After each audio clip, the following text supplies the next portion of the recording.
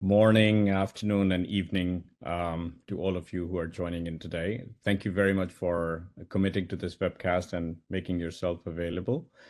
The format of the next 58 minutes, a little bit on that, would be that I'll take initial round to start some introduction on our part, followed by welcoming our guest, Barnaby Dickinson on the call. Thank you so much, Barney, for joining us, which will be very insightful for the audience, the exchange, I'm sure. And then we will be followed by Q&A, where Christina, our team, from our team, is here to help bring out the right questions or the best questions that we could get in time to be answered during the allotted time. Quick intro on my part, and then I'll cover the overall concept of today's theme, lighting as a language of digital city. My name is Khalid Aziz. I am the Managing Director of the Business Unit at Signify, and the business unit is what we will discuss today is called BrightSites. Many of you would be perhaps less familiar with what we would be discussing today, and hence it'll be a great opportunity to also make it as engaging and as involving as possible, because this is a true revolution when it comes to lighting. And we take this opportunity to bring you not only the best-in-class innovations in lighting, but also best-in-class innovations adjacent to lighting, where Signify is really playing at the cutting edge of technology and bringing new breakthroughs across. First and foremost, a quick intro for Signify.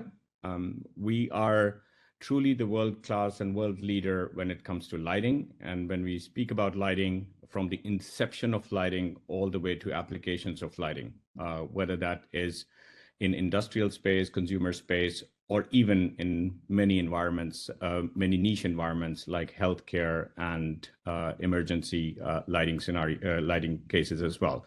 Signify covers the length and breadth of the industry from that perspective. We concluded our last year at 6.7 billion of annual revenue, which really puts us into a great leadership position in the industry. And with that leadership, of course, comes responsibility to also bring the next stages of innovation and technologies to the market to help not just our customers, but society at large, where we could really feel that we could bring in an impact. We are a very strong team of 32,000 members spread across the globe. And as a company, we're also very conscious of how our sustainability agenda is carried, and very proud to say that over the last 5 years, Signify has won the Dow Jones Sustainability Award consistently and continuously, a company that has actually achieved its 2030 targets of sustainability already as we speak. From that perspective, I will try to sort of just give a bit of an overview where today's discussion will be led to. Today's discussion will primarily be around the outdoor lighting. And when I say outdoor lighting, very specifically street lighting. Just to put in numbers, there are roughly 423 million street lights out there globally. The industry progresses at a CAGR of about 3 to 4% annually. And that just gives you the magnitude of how much of an infrastructure is out there on our streets. The best part of this infrastructure is it's very well associated with how urban civilizations are evolved, which basically means wherever there are people, you would have streetlights. Wherever there is activity, that's where the streetlights investments happen. And we felt that over the years, we have been also evolving rapidly towards becoming one of the largest IoT companies in the world. And a lot of the IoT on the streetscape ends up on light infrastructure. So when you see the needs of the applications, many a times you would see those applications somewhat converging on the physical platform, which is lighting platform on a streetscape.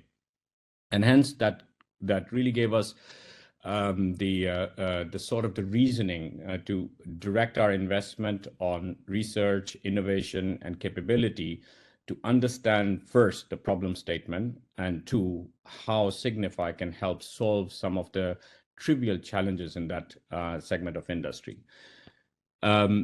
Just to put it in again perspectives, I'm sure these slides will be shared, so you will have ample time to go through the text part of it. But I wanted to sort of just revise what are the big patterns that we are tracking on the global stage. One of the big one is need of connectivity. It is estimated that if the connectivity is pervasive, available to everyone, creates an opportunity, a global economic opportunity of more than $3 trillion to our global GDP. It's a massive number because it really allows people and businesses to thrive, get closer to their customers, enable new possibilities, new enterprises. It sort of untaps the possibility of extracting the digital value from our modern day life. The second big pattern that is emerging is the, as I said, IoT. And IoT is not limited to only devices indoors, but a lot of that IoT is happening actually in the outdoor environment. One of the research suggests that not in distant future, we would be expecting more than 1 million connected devices within a square kilometer area.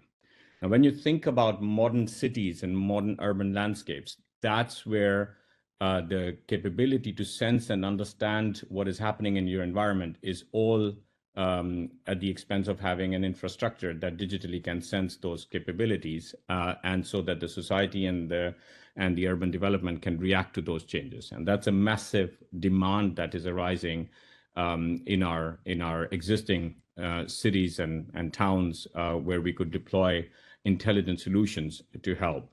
The third big, it's not necessarily in ranking, but it is another very important pattern in terms of the carbon emission and the ability to bring change and technology with the least impact to our environmental benchmarks and our environmental footprint.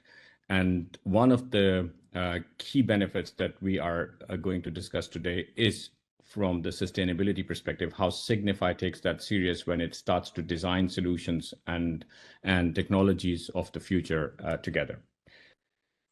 Well, I'll dive right into what we are going to discuss today and the vision of the future of how lighting infrastructure will evolve from this point onwards. We believe that's that the conventional wisdom would prevail to say this is a natural way how lighting infrastructure should evolve.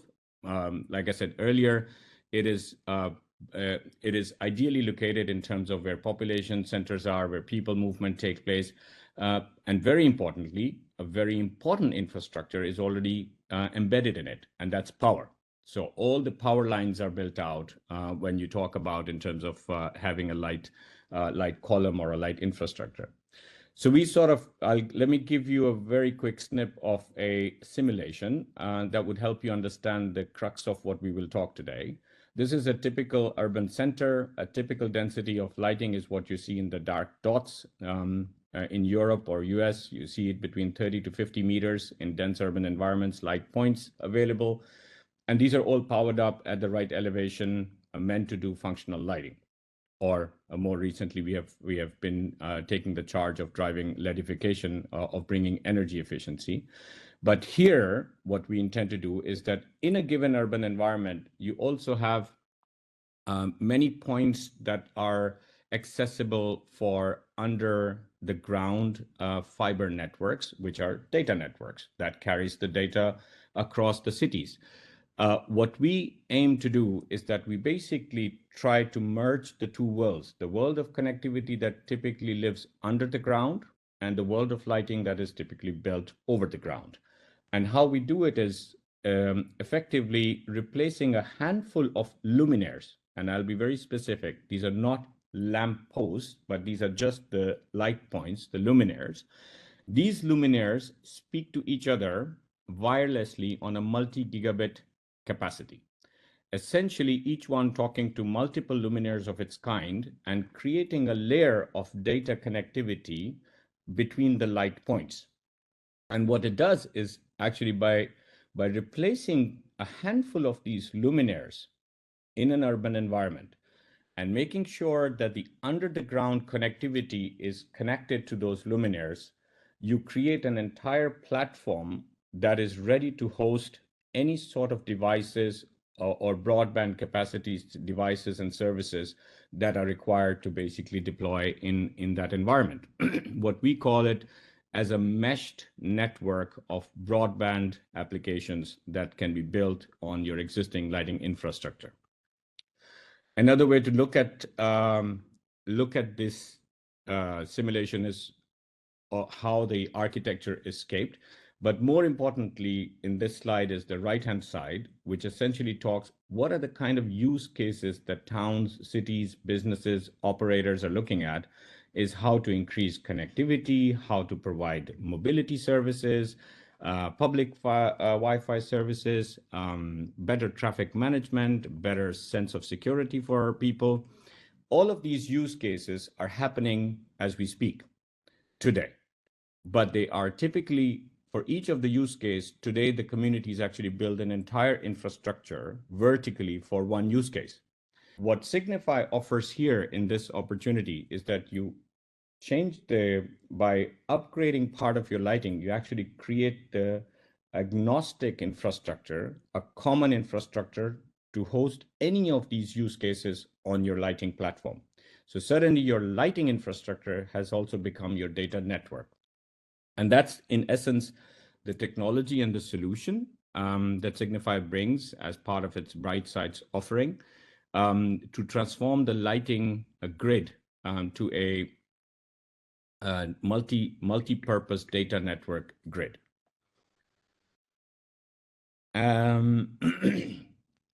How it looks today, many a times you would be very familiar with these sort of images in your surroundings. We see that every day, how networks are built, how these services are presented.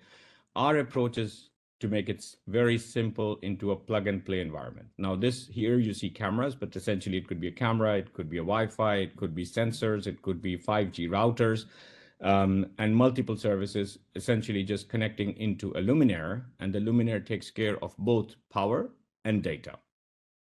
I wanted to very quickly share that this is not just an innovation in the backyard that we are having, but we are actually deploying at scale already in some of the key markets. Very recently, we have been working with a city in Arizona where an entire city is planned to be upgraded to build a public Wi-Fi network. The first phase started off in January this year, and by now, the deployment is already taking place for about 10 square mile area, which if you perceive it, building an infrastructure within 6 to 7 months to kind of completely provide end user services is never heard of. That's what the true opportunity here is, that we could actually now change and deploy net new services in a much more rapid speed and time never seen before, because we are not creating a new infrastructure. We are reusing the one that already exists. We like to share some views which are from real world. We see, and this is a very iconic picture. I love to bring it across because it kind of gives you the feeling that building new infrastructure does not mean compromising the aesthetics and the beautification of our towns and cities. We want to maintain the heritage, the natural beauty, while at the same time creating infrastructure that looks more intelligent. On the left-hand side, you see a regular light post, very nicely blended into the architecture. On the right-hand side, you actually see a BrightSites upgraded lamp, which is pretty much from a look of it is exactly the same. It doesn't require any additional civil works, any additional equipment.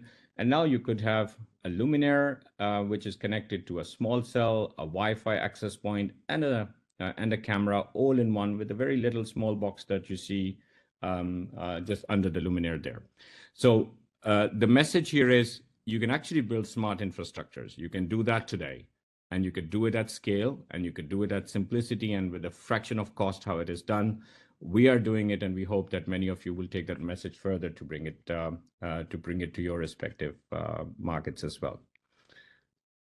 With that in the background, or being in the context, I would like to now request Barney to introduce yourself and share a little bit about yourself, and then we would dive into a bit of a conversation.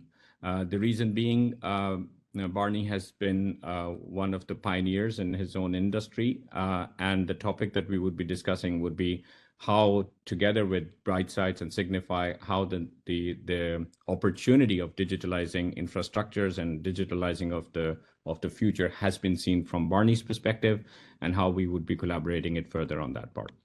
Over to you, Barney. Thanks, Khalid. Good afternoon, everybody. Yeah, my name is Barney Dickinson. I'm currently an advisor to BrightSites in the UK. Prior to that, I co-founded a company called Ontix, which is active in the UK market. Its main customers are mobile operators, and it was one of the first companies of its kind that really took this model of transforming lighting infrastructure into managed infrastructure that mobile operators could use to increase coverage and capacity in cities. And then more broadly than that, as Khalid said, one of the advantages of this infrastructure, or this way of deploying infrastructure, is that you can use that for multiple services. So in addition to small cells, Ontix had a Wi-Fi business that used exactly the same grid of connectivity that it used to support operators with small cell densification, and also a small fixed wireless access business using, again, the same infrastructure. So I think BrightSites have innovated a product, and Ontix is a business that innovated the service to MNOs that leverage this type of connectivity. Thank you, Barney. And I think that gives a perfect segue to build that dialogue basis for that dialogue. So I think before going into, I would like to ask you, Barney, to sort of give your perspective of from a UK market point of view, the need of connectivity. We often hear that, but what does it mean from a business like Ontix or your role as you see? Where does the need of connectivity come from, and how is that translated in today's world as a big demand and a big driver? Yeah. So if I split the market and address small cell first, and then come on to Wi-Fi. So small cell, the volumes are respectable in the UK, still lagging behind other parts of the world, but we are seeing low thousands of small cells deployed by operators, and those small cells are, as I said before, helping mobile operators deliver coverage and capacity in city centres principally. So the small cell market, it's steady growth. It's nowhere sort of near the levels that some analysts would have predicted 5-10 years ago for the UK, and there are a couple of sort of reasons for that, but it is certainly one of the principal reasons why this type of connectivity is required, because small cell densification is happening, it will continue to happen, and it will need a ubiquitous grid of connectivity in city centres for those small cell services.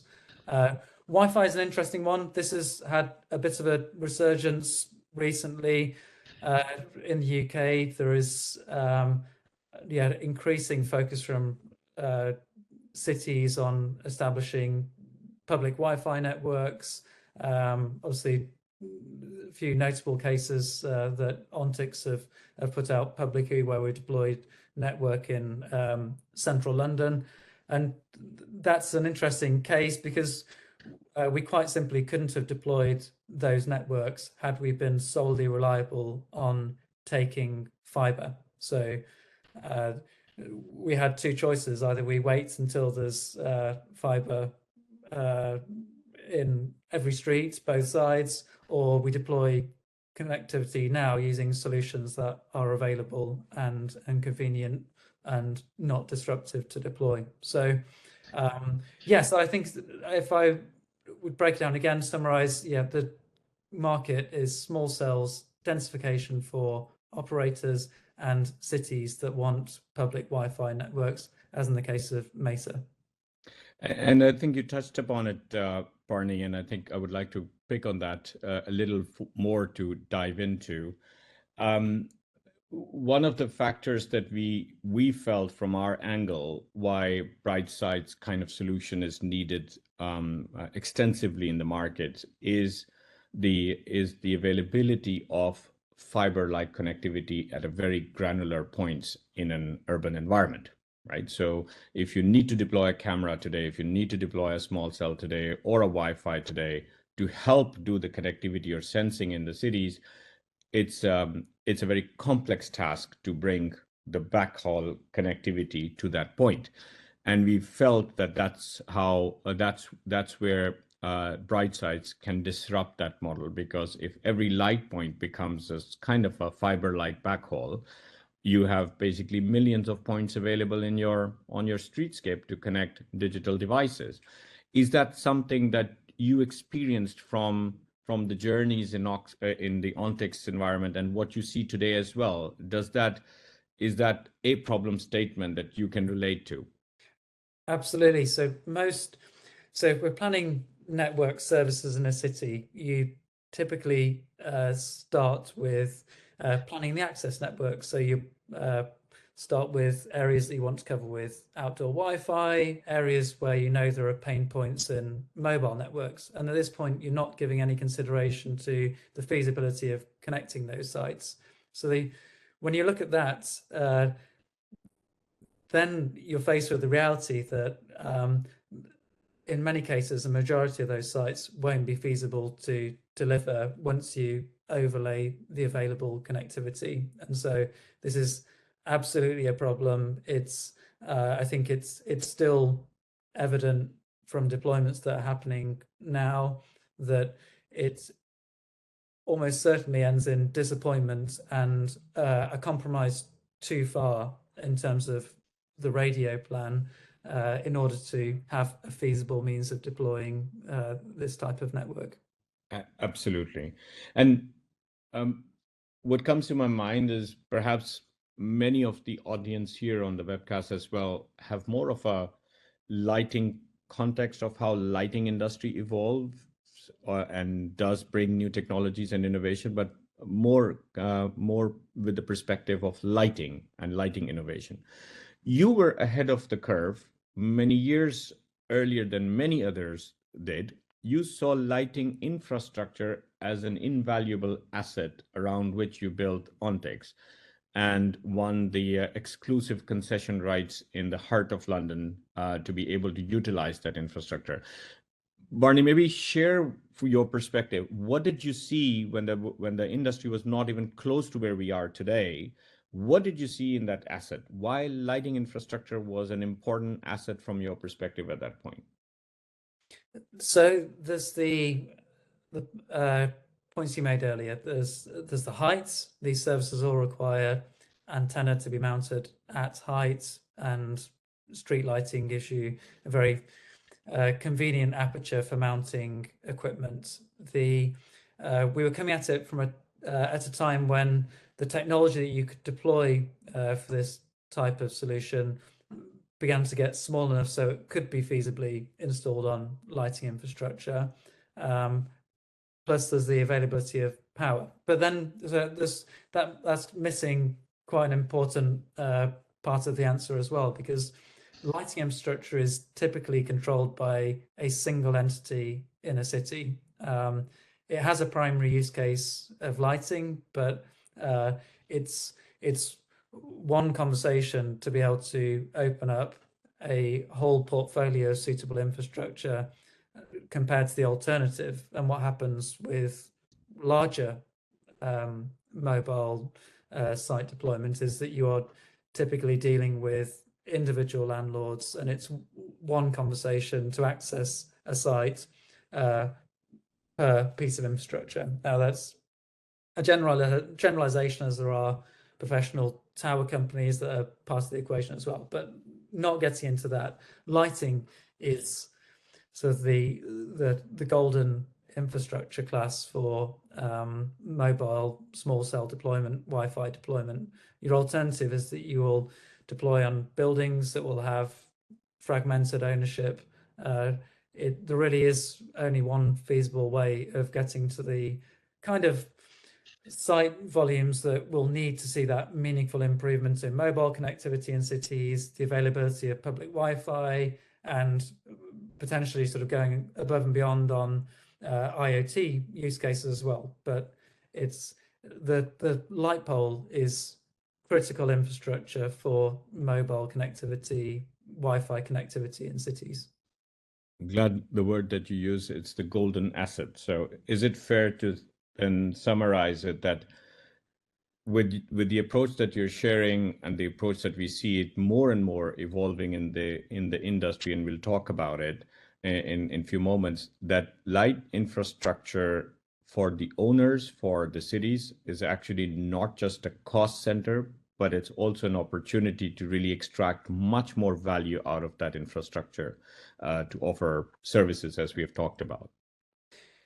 Yeah, and I think the UK's been quite progressive in central government working with local councils to make that lighting infrastructure available to organisations that can facilitate the deployment of connectivity and services.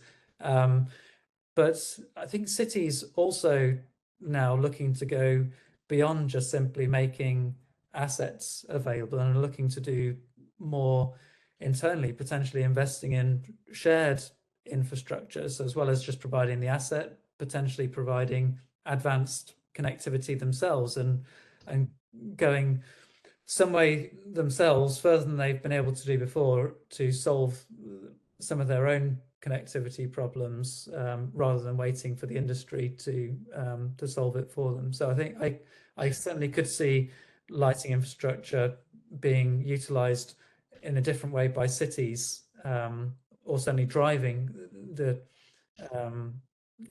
deployment of services on those lighting poles rather than just simply making them available to the industry. No, that's great to hear, and that's something that I would like to get your view on as well. Is if you switch your hat to being on the advisory side to Signify and BrightSites, you're engaging with a lot of councils and cities who usually are also Signify customers when it comes to our lighting businesses. What are the patterns that you are observing? What are the conversations that are coming out? Why are cities talking about connectivity and digital services? Because if I put myself into a pure telco domain, somehow I would say, well, lighting is a different industry, telecom is a different industry. Telecom is supposed to provide connectivity, lighting is supposed to provide lighting. And as we are discussing this at this forum, I would like to get your perspective. What are cities thinking? How their conversations are evolving? The cases that you have recently been very extensively engaged. If you could share some insights onto that, so that audience can relate to understand that back in their customer domains, there are many bigger conversations taking place, and we, from lighting leadership perspective, should always be positioning ourselves as someone who can engage in those conversations and help the cities to solve their broader challenges beyond lighting as well. Yep. So a couple of themes at the moment with cities. So we talked about lighting infrastructure as originally one use case. Well, there are 6 cities in the UK that have been selected to embrace a new specification guidelines on multi-purpose columns. So an acceptance here that street lighting is no longer a single use case. These columns, these assets are need to be engineered, designed from the very start with the anticipation that they will be used to support services beyond lighting. So Signify working with a number of these cities on what this overall solution could look like. It's early days in terms of a universally accepted blueprint for this. So there's a few different variations of this amongst the 6 cities, but Signify has a really good proposition here. So a smart lighting column that potentially has additional accommodation for fiber connectivity can be augmented with the BrightSites luminaire for a more ubiquitous grid of Wi-Fi connectivity or private 5G, or potentially paving the way for a deployment of mobile operator small cells. So certainly this is one theme where cities are really trying to develop the blueprint for what a multi-purpose column should look like, how it should be deployed, managed, maintained. A second theme is that cities are exploring private 5G networks and looking at use cases for how they would use their own cellular network connectivity that is deployed for the exclusive use of a city. So for an example on that front, CCTV columns are typically fixed. A city may have, say, a grid of 200 CCTV columns. The 3/4 of those sites will be fixed. They'll be there for a specific purpose, parking enforcement, whatever it may be, security. They also have a requirement to for about 25% of those to be temporary. So follow patterns in crime, whatever sort of changing sort of requirements they have for that infrastructure. And that requires a more flexible model for connectivity, which private 5G networks can be one answer for. And obviously BrightSites, it's technology agnostic, it's a grid of connectivity, and it enables this more flexible approach to connecting parts of the CCTV portfolio. Thanks, Barney. Very interesting that you actually touch base on some of the things that perhaps we even at times fail to bring across. You talked about crime control, traffic management, sensing for population movement as such. So a lot of these topics are at the forefront of city urban planners. How can they help and manage control the crime, create deterrence in the society so that there's a big cap on that. Areas of traffic and traffic management are big topics, and these sort of converge.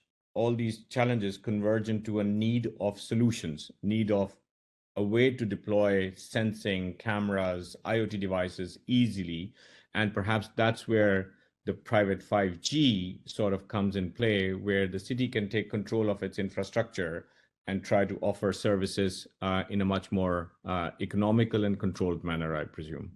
Yes, and I think in some cases, cities are already quite far along the path. They've already done the hard yards in terms of potentially deploying fixed connectivity to 100, 150 sort of assets within the city that can be augmented with a grid of wireless connectivity to provide a very comprehensive coverage in their area. So that's, I think going back to your slide earlier, we showed the evolution of how that BrightSites solution can be deployed. I think you will find many cities that are already sitting on very strategic fiber footprints that they would perhaps view as serving a particular purpose today that could be leveraged and quickly form a more universal connectivity grid and support a number of other use cases. Oh, absolutely. And I think you would be a great example to sort of second or provide your view. London, or UK in general, but London is a very heavily fibered city. there's a lot of capital that has been deployed in fibering up London, whether that's in the form of connecting buildings, houses, assets, and so on. Still, the gap is enormous when it comes to, connectivity everywhere, or deployment of, or possibility to deploy solutions that can carry data into the system. And maybe a reflection on very specific the London dynamic. And when people say, well, London is done with overbuild of underground cables and so on, is that still solving the problem? It has seen a lot of investment in fiber. It's still not a ubiquitous grid of connectivity. An example of the Wi-Fi network I gave earlier, this is central London, Oxford Street, Regent Street, Bond Street, areas that you would think have been fibered. They have been fibered, but that doesn't mean you have ready access to that fiber in a cost-effective way. And getting access to fiber inevitably involves disruption to the city, which isn't always feasible. It certainly isn't quick to do. And you can quickly find that it's just simply not cost effective. If the post that you want a Wi-Fi access point or a small cell is across the road from fiber, more than 50 meters sort of to the nearest chamber, that's not overall an economical solution to deploy these networks. So yes, there is fiber. I think the beauty of the BrightSites solution is it's putting the connectivity exactly where you want it to deploy equipment. So it's right there on the lamppost, the sockets for power and connectivity right there with the lighting unit, and you can quickly deploy a Wi-Fi network, a small cell network, with connectivity exactly where you want it. I think that's another very important point, which perhaps needs the emphasis, is that the solution in itself might sound to cater for a variety of problem statements or potential solutions. But the beauty is also that implementing of the solution does not require a single day of extra training for a lighting installer. You are removing the old lighting and plugging in the new lighting, just as we have been doing it all these years. The intelligence is within the light to be able to carry data and do the how we call the self-commission networks that basically create the sort of an image that's on my background, where each light point is then starting to talk to each other to provide data connectivity. And to Barney's point, you kind of multiply the available fiber into a scalable, unlimited points of connection. Now, every point of light is effectively a point where you could have your data service or an application being deployed. That's where the exceptional flexibility and scalability also comes through.